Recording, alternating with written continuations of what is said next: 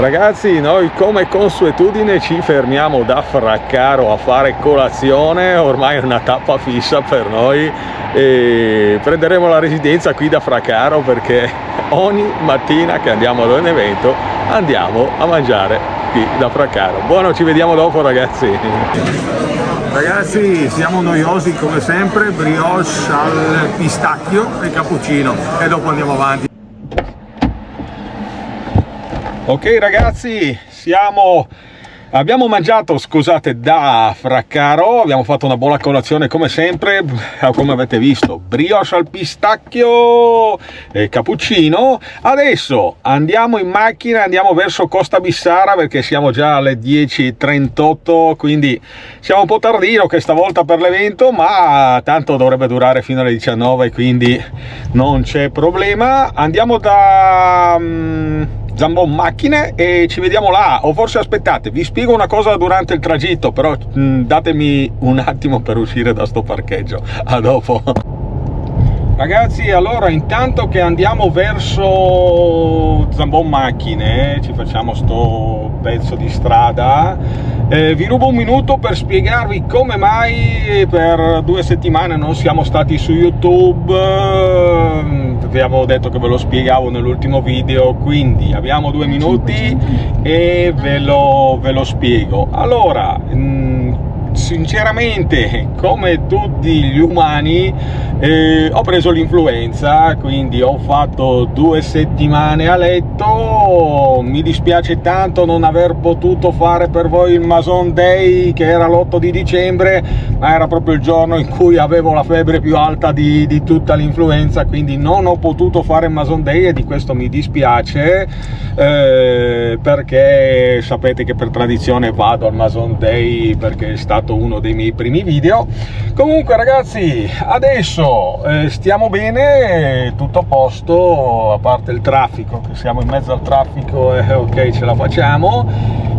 Siamo un po' tardino come dicevo prima, ma dovremmo essere a qualche chilometro, a 30 km da Zambon Macchine, quindi stiamo andando a questo open day, ci aspettiamo un paio di trattori nuovi. Quando arrivo sul posto li vedo e li vediamo insieme. Oh ragazzi, intanto facciamoci sto viaggio e ci vediamo da Zambon, a dopo.